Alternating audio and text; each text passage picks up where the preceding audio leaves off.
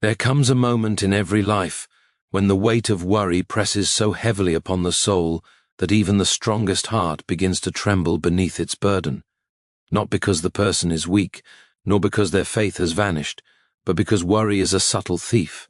It enters quietly, sits beside you, and persuades you that you must carry the entire world on your shoulders. It convinces you that outcomes depend entirely on your striving, your planning, your vigilance, your sleepless nights, as though the universe itself would fall apart if you dared to breathe. Yet worry, for all its noise, has never moved a mountain, never opened a closed door, never softened a hardened heart, never healed a wound. Worry only tightens the chains that God is trying to break. What if the very thing you fear falling apart is already held together by hands far stronger than yours? What if God, who has watched generations rise and fall, oceans gather and scatter, stars burn and fade, already prepared the end of your story long before you ever began to fear the middle of it? You panic because you cannot see what's coming, but perhaps the unseen is where God works most beautifully. Perhaps the silence you assume as abandonment is actually divine activity in a realm hidden from your senses. And perhaps the delay that troubles your heart is actually preparation, because sudden blessings require slow groundwork. You have worried so long that you've forgotten the taste of peace, the quiet that comes when you finally release your grip and let God hold what you were never designed to control. You have convinced yourself that if you don't worry, everything will collapse. But has worry strengthened you, or has it drained you? Has worry sharpened your clarity, or has it blurred your vision?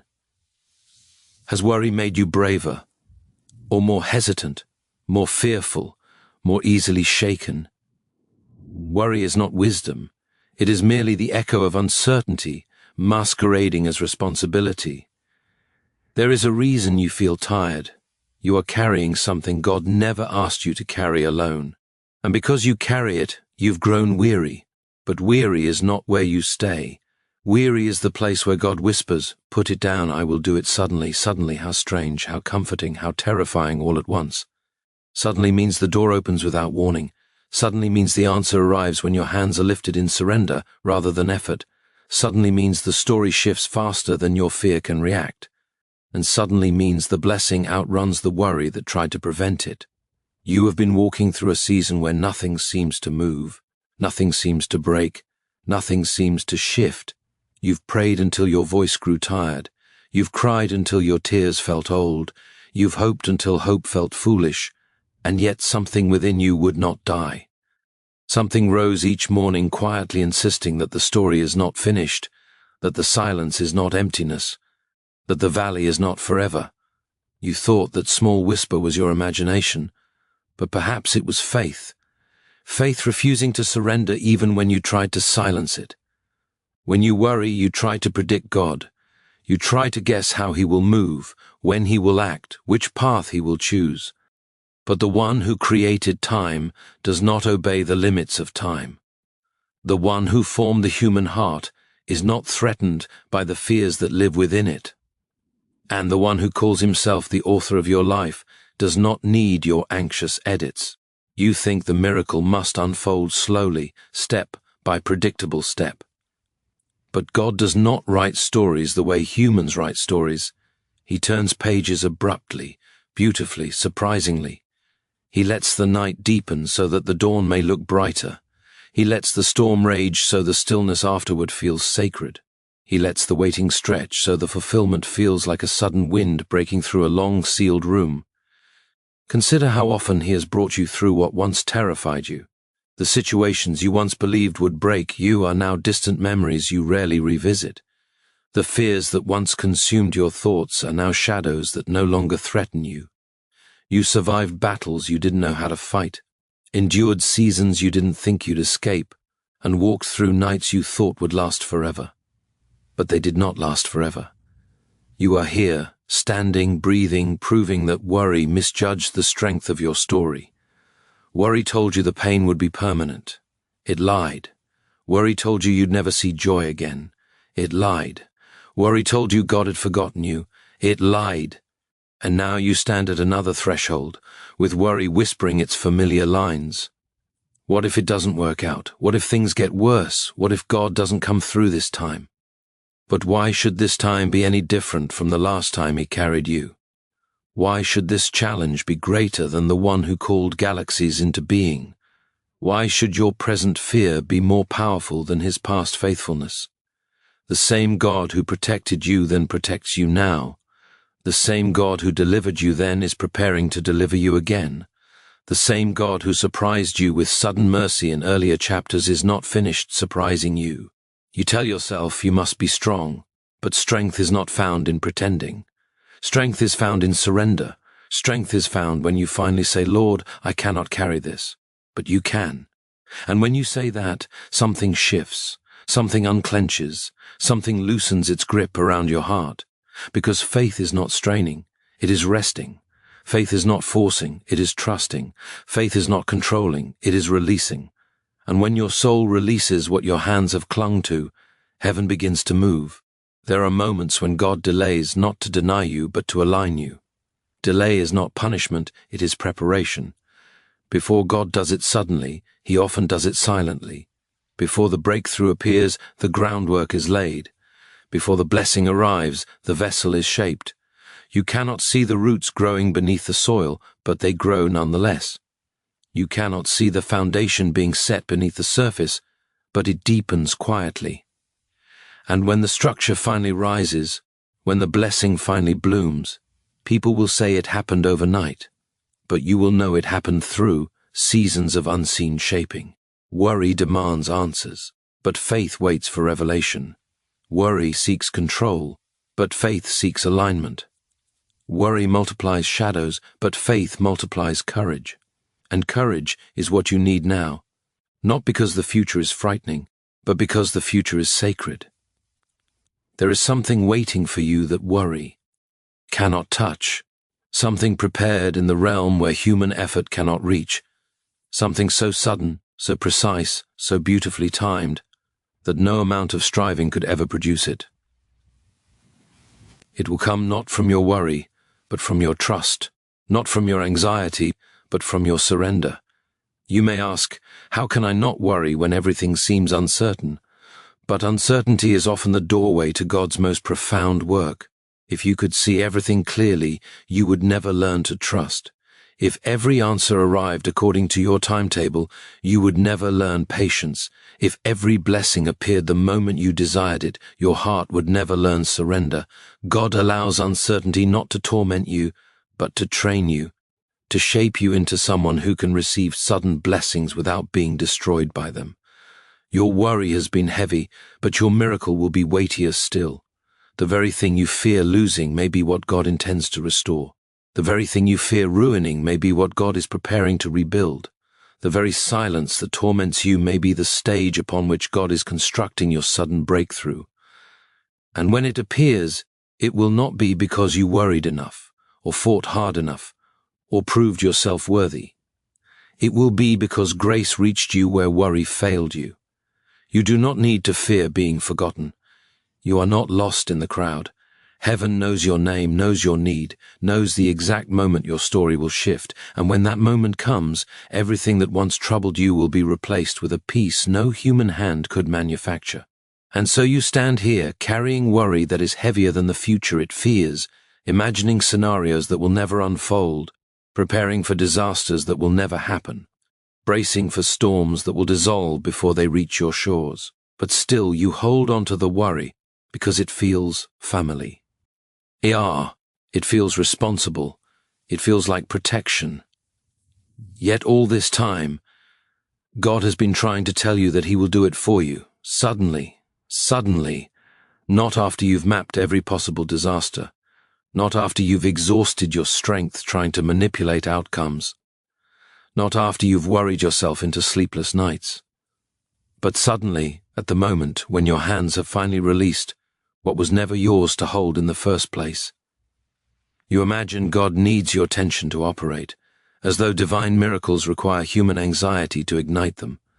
But God does not move because you worry. He moves because He loves. He does not act because you panic. He acts because he has already declared the end from the beginning. You worry out of fear of losing control, but control was never yours to begin with. You were invited to trust, not to orchestrate, invited to rest, not to strain, invited to believe, not to calculate every invisible detail. You have lived in a constant tug-of-war between faith and fear. Fear pulls you into speculation, into imagining the worst, into rehearsing the very scenarios God has already blocked. Meanwhile, faith tries gently to reassure you that the future is not as fragile as your emotions would suggest. You think your life could fall apart at any moment, but you underestimate the strength of the one who holds it. You picture disaster while God prepares deliverance. You rehearse loss while God arranges gain. You envision closed doors while God builds a door you haven't yet seen. You are standing in a season that looks still, motionless, uneventful, yet the spiritual realm is bustling with activity on your behalf. You're looking at what seems like an empty field, unaware that seeds beneath the soil are breaking open, roots are expanding, and unseen life is preparing to erupt into view. Spring never announces itself with trumpets, it arrives quietly. Why, then reveals itself suddenly. One day the branch is bare, the next it bursts with blossoms, and you wonder how it happened so fast. It didn't happen fast, it happened unseen. So it will be with you. Your spirit has been stretched by trials you never prayed for, tired by battles you never anticipated, worn by nights where your tears became prayers because words failed you. But you are still here, and that matters more than you realize. It means the darkness did not succeed. It means the despair did not swallow you whole. It means the enemy miscalculated your strength because he did not account for the grace surrounding you. You've been walking through shadows, but shadows only exist where there is light nearby. Your worry told you you were walking alone, but your survival is proof that you never were. There are forces aligned in your favor that worry cannot comprehend. There is protection wrapped around you that fear cannot interpret. There is purpose shaping your path that anxiety cannot interrupt. And though you do not see the full picture, the fragments you do see are enough to remind you that someone wiser than you is directing your steps. You worry because you cannot predict his next move. But unpredictability is not danger, it is wonder. It is the reminder that God is not limited to your imagination. He does not need your blueprint. He does not require your permission.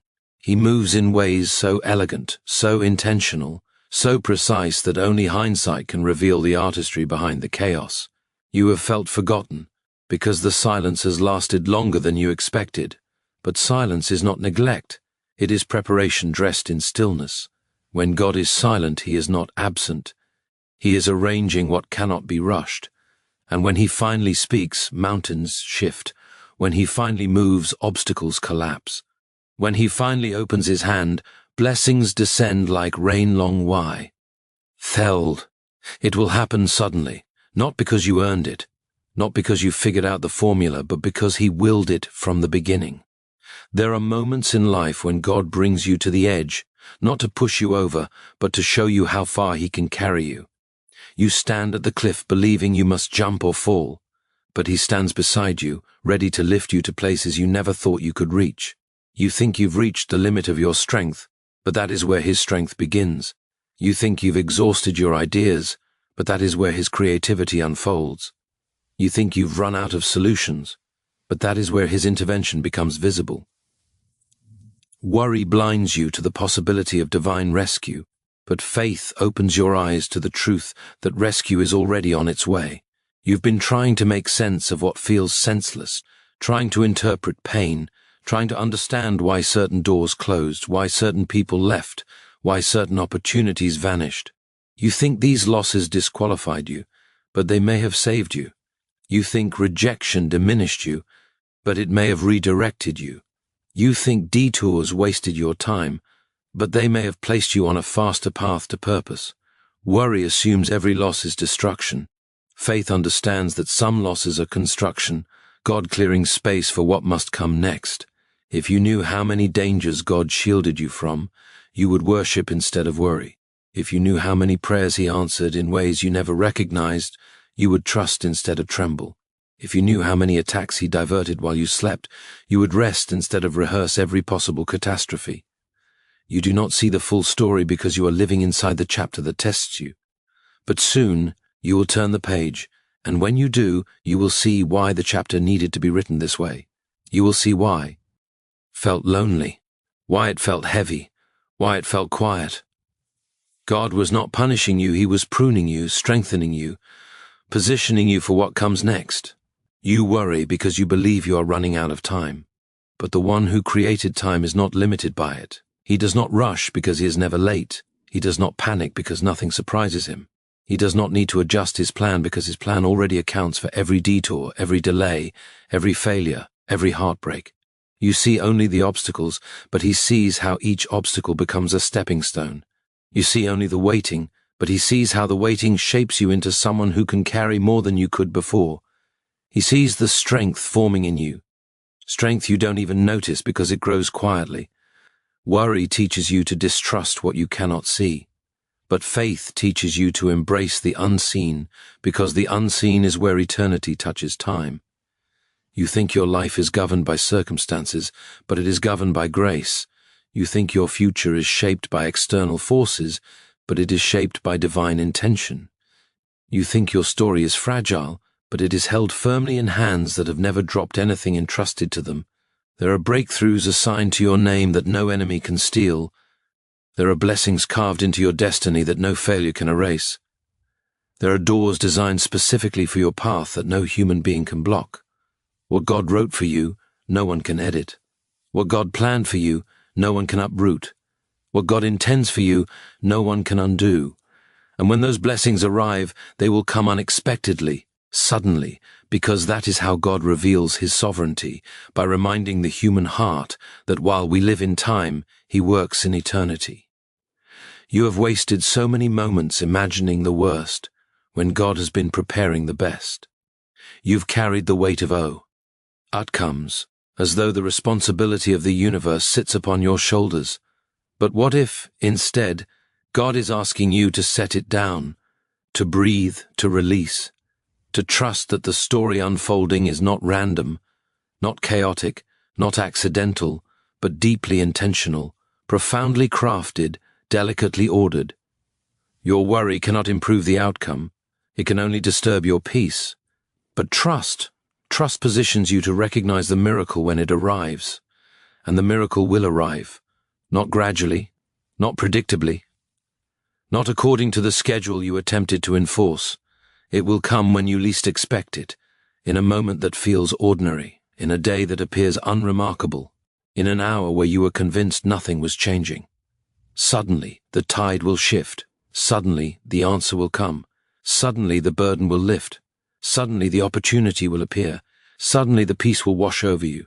Suddenly, what was confusing will make sense. Suddenly, what was heavy will become light. This is why you must not let worry steal the sacredness of the moment you are in now. Even in uncertainty, something holy is taking place. Even in silence, something meaningful is unfolding. Even in delay, something powerful is being prepared. Imagine how different your life would feel if you believed, truly believed, that God is working even when you cannot trace his hand. Imagine the weight that would fall from your shoulders. Imagine the freedom that would flood your soul.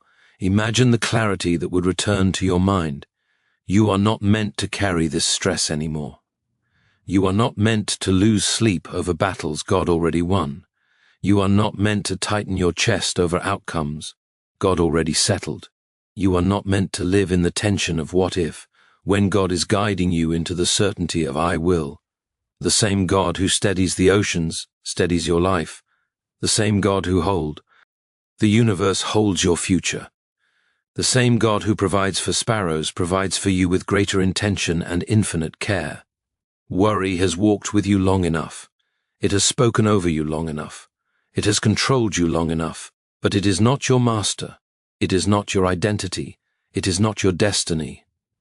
You were created to trust, to rest, to walk with a quiet confidence, rooted not in your ability, but in God's faithfulness. And that faithfulness is not fragile. It is not unpredictable. It is not selective. It is consistent, unwavering, relentless. When God decides to act, nothing can stop him, and when he acts suddenly. And so, as you stand on the edge of all you have feared, all you have prayed for, and all you have carried for far too long, let this truth settle deeper than every anxious thought. You are not walking toward uncertainty. You are walking toward fulfillment. What lies ahead is not random, not fragile, not hanging by a thread. It is held securely in the hands of the one who has never failed you, even in the chapters that felt silent. You may not see how, you may not know when, but you can rest in this. God will do it, and he will do it suddenly. Not because you have earned it, not because you have mastered faith perfectly, but because his love refuses to let worry write the final word of your story. So breathe again, lift your head, release what was never yours. Step forward not with trembling fear, but with quiet confidence. The weight you've been carrying is not the weight of the future. It's the weight of thinking you must control it. Lay it down now. Leave it in the hands that never shake. Let peace return to the places worry has occupied for too long. Let hope rise in the corners of your soul that have grown dim. For when the moment arrives, and it will, you will look back and see that every silent night, every unanswered prayer, every delay and detour was preparing you for a breakthrough that could only come one way, suddenly, beautifully, undeniably by God's hand. And when it happens, you will know it was never your striving that brought you here. It was your surrender. You will know it was never your worry that held your life together. It was his grace. And you will stand in the light of what he has done, forever changed, forever humbled, forever reminded that the God who loves you does not move slowly when the time is right. He moves in power, in precision, in perfect timing, and he is about to move for you.